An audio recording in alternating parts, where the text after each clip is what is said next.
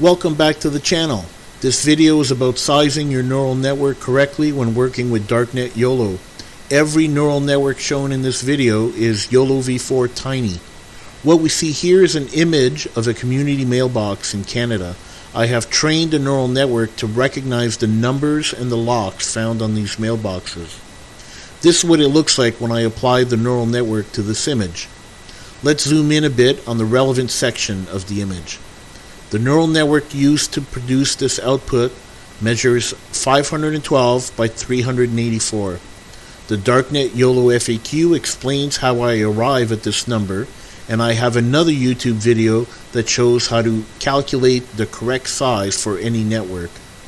I'd like to show you what happens if your neural network is too small for the images and objects you're attempting to detect. This next image shows what happens when the neural network is resized down to 416 by 320. As you can see, some of the predictions are now merged together. The easiest example to see are the locks and the numbers 6 and 7 on the left side of the image. Let's move to a smaller size so the problems become more obvious. From 416 by 320, we'll now move down to 256 by 192.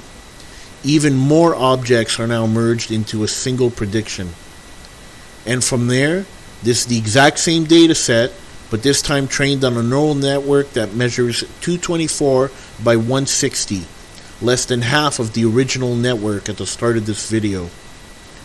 With a neural network of this size, it now fails to find many objects, and those it does find tend to be incorrectly grouped together.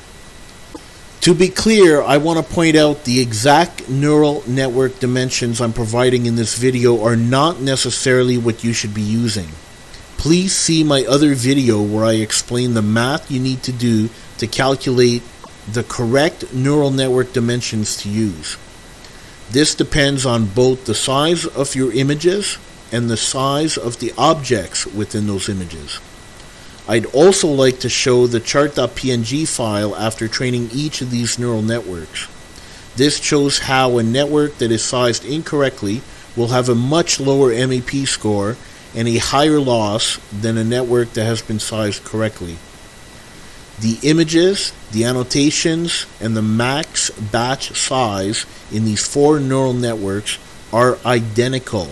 The only thing that has changed is the width and the height of the neural network.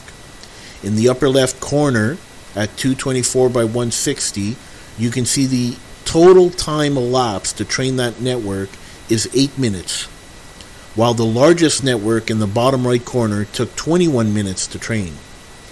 But the results show that correctly sizing your neural network is worth the extra time it took to train. That's all I have for you today. Please review the other video that explains how to correctly size your network, or read through the FAQ entry linked in the video description below if you are training your own Darknet YOLO neural network. Thanks for watching.